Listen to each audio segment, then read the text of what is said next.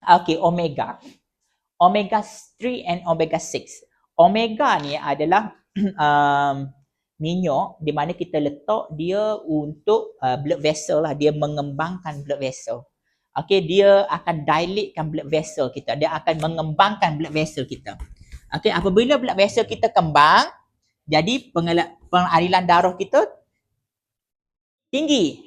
Apabila pengaliran darah kita tinggi, sudah tentu kita membawa blood oxygenated lebih tinggi. Jadi otak kita dan apa-apa punya tisu kita dalam keadaan yang optimum.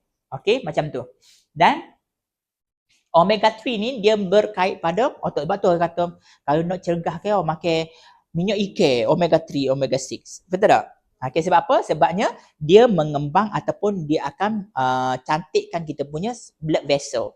Apabila blood vessel kita cantik, jadi sudah tentu dia akan support memori kita, cognition kita dan juga mood regulations.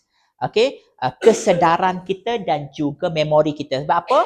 Sebab apabila kita selalu darah kita mengembang dan keadaan yang optimum, jadi kita punya darah kita tu yang oxygenated blood tu tinggi lah supply. Apabila tinggi, di situ mekanisme dia bagaimana kita menyebabkan kita lebih cognition ataupun kita lebih sedar ataupun kita lebih ingat lah.